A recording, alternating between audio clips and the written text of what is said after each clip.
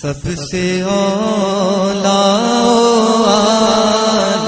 ہمارا نبی۔ بسم اللہ الرحمن الرحیم۔ سلسلہ فہم رمضان کے ساتھ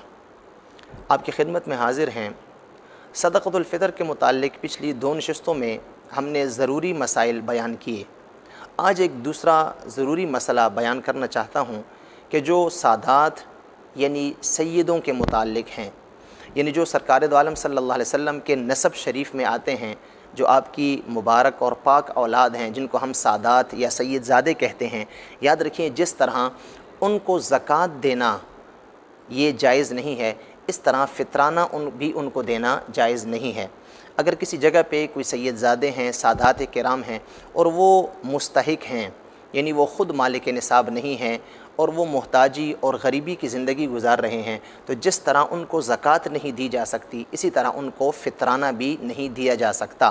اس لیے کہ شریعت مطہرہ کا قانون یہ ہے کہ جو مال ادا کرنا فرض یا واجب ہے، وہ فرض یا واجب مال جو ہیں، جس کو ہم حقوق واجبہ بھی کہتے ہیں، مال واجب بھی کہتے ہیں، وہ سادات کرام کو ادا نہیں کیا جا سکتا۔ لہٰذا بعض جگہ پہ سننے میں آتا ہے کہ بعض جگہ پہ ہیلے وغیرہ کر کے سادات کو زکوٰۃ کا یا فطرانے کا مال جو ہے وہ دیا جاتا ہے، یا بعض اوقات یہ سننے میں آتا ہے کہ شاید بعض علماء یہ فتویٰ دیتے ہیں کہ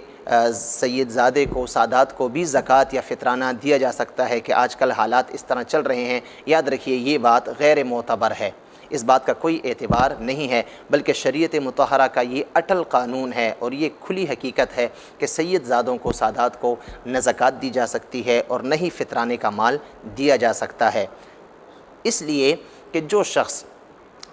جو ہے زکوٰۃ ادا کر رہا ہے یا فطرانہ ادا کر رہا ہے، تو زکوٰۃ کے متعلق تو صراحتاً حدیث مبارک میں یہ آیا ہے کہ یہ مال کا میل ہے، یہ ہماری جو دولت ہے، جو پیسہ ہے، اس کی میل ہے۔ تو سادات کرام اس قسم کے میل سے جو ہے وہ بالکل پاک اور صاف ہیں، بجائے اس کے کہ ہم اپنے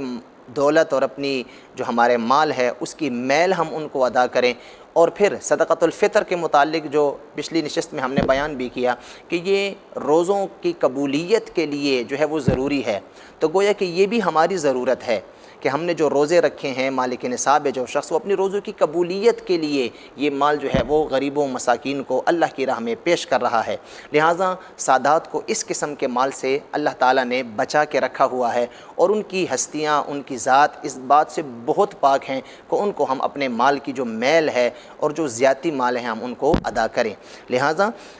جو شخص مالک نصاب ہے، اگر وہ اپنے زکوٰۃ کا جو تھوڑا سا ایک حصہ ہے، جو کہ پورے مال کا 2.5% ہے،